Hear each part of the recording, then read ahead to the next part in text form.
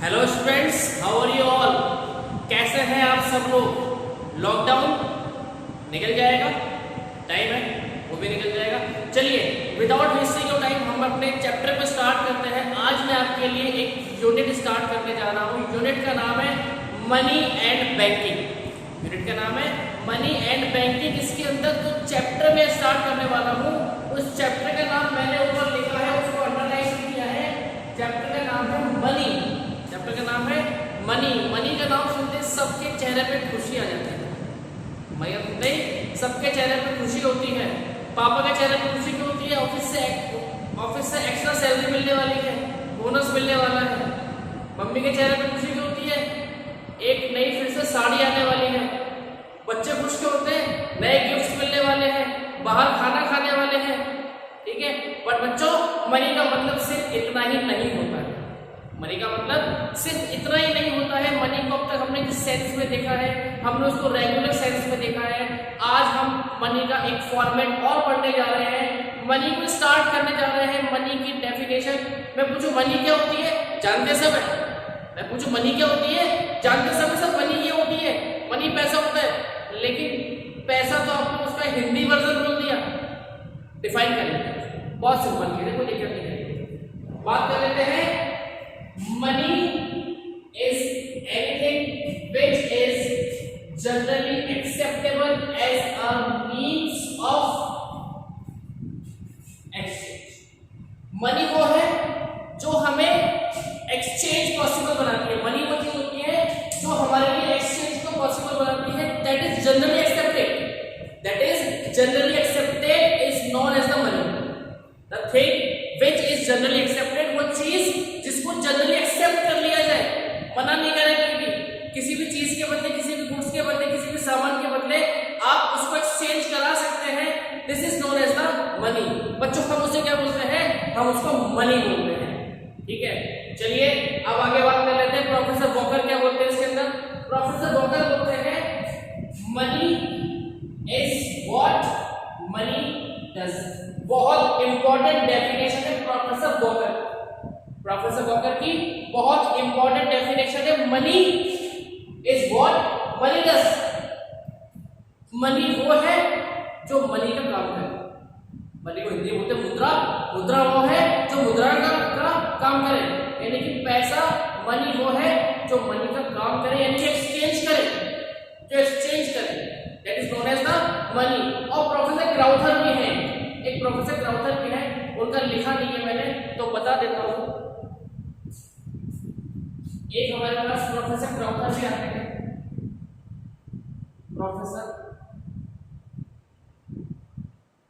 Crowther भी आते हैं और प्रोफेसर क्राउथर ये बोलते हैं the thing which is generally acceptable, the thing which is generally acceptable is known as the money.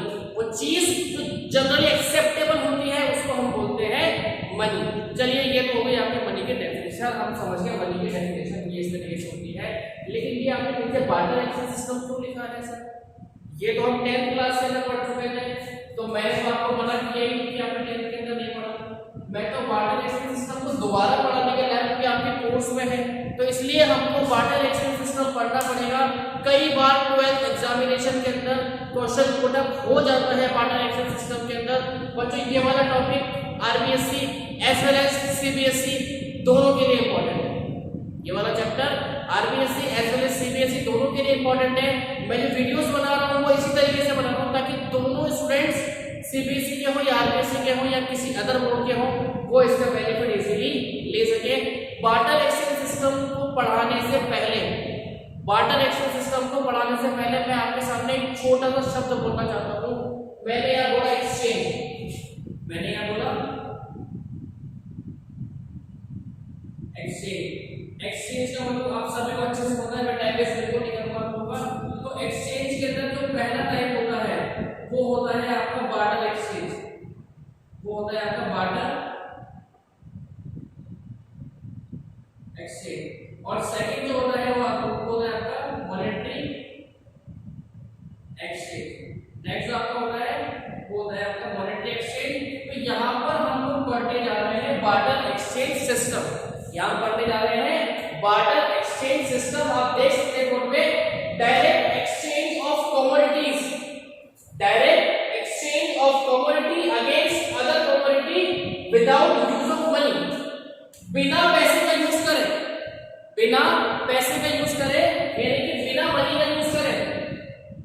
बिना मनी का यूज करें जब हम एक्सचेंज करते हैं, बिना मनी का यूज करें जब हम एक्सचेंज करते हैं कमोडिटीज से कमोडिटीज को, कमोडिटीज से कमोडिटीज को, तो वो सिस्टम कहलाता है आपका बार्टर एक्सचेंज सिस्टम।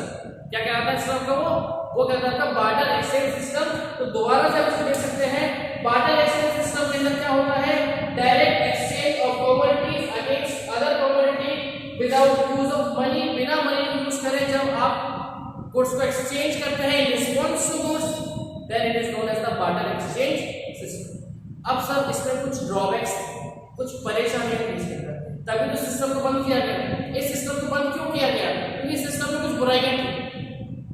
बुराई मतलब ऐसे नहीं दिखने के अंदर बुरा था, ऐसे वाली बुराई नहीं, इस सिस्टम के कुछ ड्रॉबैक्स, कुछ प्रॉब्लम्स फेस करता, कुछ डिफिकल्टीज फेस करता। वो डिफिकल्टीज क्या थी, वो प्रॉब्लम्स क्या थी, वो ड्रॉबैक्स क्या थे, उनको हम यहाँ पे डिस्कस करने जा रहे हैं। तो हम नेक्स्ट टॉपिक पढ़ने जा रहे हैं problems, drawbacks and difficulties of barter exchange system. मैंने लिखा है इसमें यहाँ पे आप देख सकते हैं problems, drawbacks, difficulties of barter exchange system. Barter exchange system में क्या क्या प्रॉब्लम्स थी, मैंने यहाँ पे 5 पॉइंट लिखे हैं। पहला पॉइंट है आपका double coincident of bonds, second है आपका lack of standard of living, sorry deferred payments, third है lack of common measure of value, fourth point difficulty of storage, और फिफ्थ पॉइंट है आपका लैक ऑफ डिविजिबिलिटी। इन पांचों points को explain करने जा रहा हूं मैं। चलिए अब बात करते हैं, हम लोग सबसे पहले बात करते हैं सर डबल कोइंसिडेंस क्या। सबसे पहले बात करते हैं सर डबल कोइंसिडेंस क्या। तो मैं आपके सामने छोटी सी स्टोरी बताऊंगा आपको, एक छोटी सी स्टोरी, ठीक है, 100% गारंटेड समझ में आ जाएगा, 100%। चलिए तो मैं इसको इरेज कर देता हूं।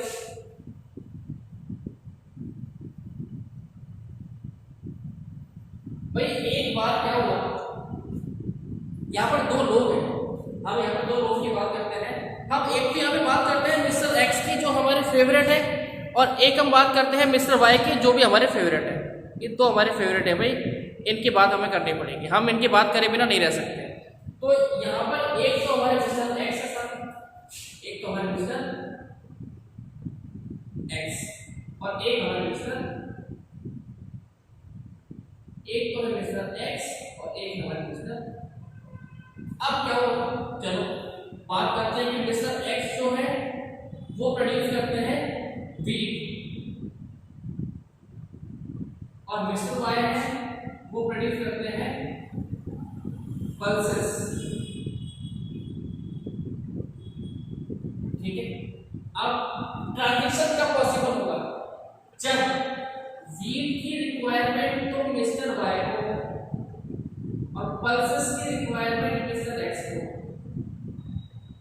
ट्रांजिशन कब पॉसिबल होगा, ट्रांजिशन कब सक्सेसफुल होगा, जब व्हीट की रिक्वायरमेंट तो मिस्टर वाई को और पल्सेस की रिक्वायरमेंट मिस्टर एक्स को। जब तक इन दोनों को एक दूसरे की रिक्वायरमेंट रहेगी, म्यूचुअल डिमांड रहेगी, म्यूचुअल डिमांड रहेगी, तब तक तो आपका सिस्टम काम कर जाएगा, तब तक तो आपका सिस्टम काम कर जाएगा। लेकिन जैसे ही इनकी म्यूचुअल डिमांड खत्म हुई, जैसे इनको एक दूसरे के अलावा किसी और की जरूरत भी पड़ी, जैसे इनको एक दूसरे के अलावा किसी और की जरूरत भी पड़ी, वैसे ही बच्चों की सिस्टम आपका काम वहां पे नहीं कर पाएगा। समझे आप मेरी बात को, वैसे ही ये सिस्टम वहां पे आपका काम नहीं कर पाएगा। तो अब ये तो हो गया आपका ट्रांजिशन, ठीक है। डबल कोइंसिडेंस, इसको बोलते हैं डबल कोइंसिडेंस, यानी कि एक्स को वाई की जरूरत है, वाई को एक्स की जरूरत है, एक्स को वाई की जरूरत है और वाई को एक्स की जरूरत है। लेकिन प्रॉब्लम क्या है, double coincidence of bonds was not possible. ये पॉसिबल नहीं है सर, ये पॉसिबल नहीं है। एक बात बताओ, हम सुबह उठते हैं, रात को सोते हैं, सुबह उठने से लेकर रात को सोने तक, सुबह उठने से लेकर रात को सोने तक हम जितनी भी चीजों का कंजम्पशन करते हैं, हम जितनी भी चीजों का कंजम्पशन करते हैं, वो सारी चीजों के प्रोड्यूसर्स होते हैं, होते कि नहीं होते सर, होते हैं बिल्कुल। तो क्या गारंटी है कि एक्स को वाई की जरूरत होगी या वाई को एक्स की जरूरत होगी, इनकी नीड अलग हो सकती है ना सर, एक्स की नीड अलग हो सकती है, वाई की नीड अलग हो सकती है, कोई जेड है उसकी नीड अलग हो सकती है। चलिए एक बार समझ लेते हैं उसको।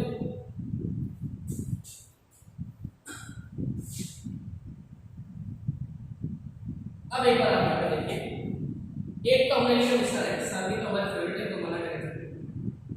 एक मिस्टर एक्स है, एक मिस्टर वाई हो गए, एक मिस्टर जेड हो गए, एक मिस्टर ए हो गए, एक मिस्टर बी।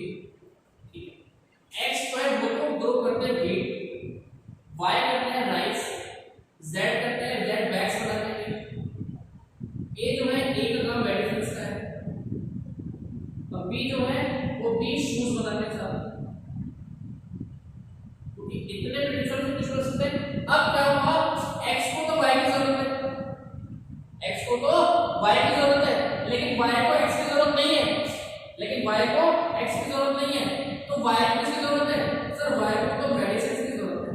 बच्चे बीमार हैं, ये कहे भाई ये आए बोले कि भाई एक आपको राइस दे दो, बोलेगा राइस बहुत सारे बड़े मेरे पास दे दो, बच्चे भी कर लोगे, बोले फिर नहीं नहीं नहीं मुझे तो मेडिसिन चाहिए, मुझे तो मेडिसिन चाहिए, क्यों?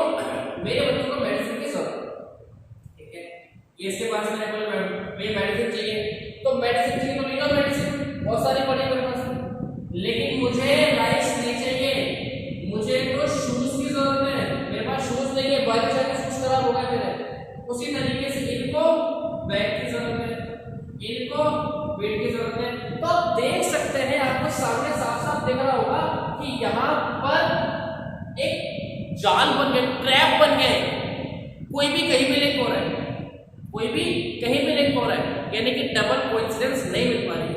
ठीक है, तो इसका मतलब होता है कि जब डबल कोइंसिडेंस नहीं होगी तो डील कैसे होगी भाई? क्योंकि पैसा तो है ही नहीं, यहाँ पे बार्टर एक्सचेंज सिस्टम में पैसा तो है ही नहीं, केवल गुड्स ही तो है, गुड्स और कमोडिटीज ही तो है। तो जब तक गुड्स और कमोडिटीज को एक्सचेंज नहीं किया जाएगा तब तक सिस्टम काम कैसे करेगा? और पैसा यहाँ पे है नहीं, पैसे यहाँ पे है नहीं। आप बोलोगे सर ये पैसा दे देगा, तो पैसा है ही नहीं यहाँ पे। हम तो मॉनेटरी एक्सचेंज की बात ही नहीं कर रहे, हम तो बार्टर एक्सचेंज की बात कर रहे हैं। तो बार्टर एक्सचेंज के अंदर बच्चों क्या होता है, सबसे पहले प्रॉब्लम आती है डबल कोइंसिडेंस ऑफ वॉल्स, यानी कि एक दूसरे को म्यूचुअल डिमांड हो, म्यूचुअल नीड हो, ऐसा जरूरी नहीं होता। ठीक है, हमेशा ऐसे जरूरी नहीं होता है, कई बार होता भी, मैं ये नहीं कह रहा कि हमेशा नहीं होता, कई बार होता भी, लेकिन हमेशा ऐसा होगा ये जरूरी नहीं। ठीक है, तो ये प्रॉब्लम वहां पे अक्सर सामने आती है। चलिए नेक्स्ट बात करते हैं, हमने पॉइंट पढ़ा double coincident of wants. Next point है lack of standard of deferred payments. Deferred payments का मतलब होता है payment in future, deferred payments का मतलब होता है पेमेंट इन फ्यूचर।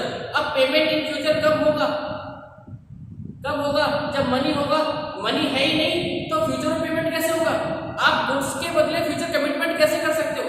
आप फ्यूचर के बदले गुड्स के बदले फ्यूचर कमिटमेंट कैसे कर सकते हो? लेट्स सपोज कि I am the producer of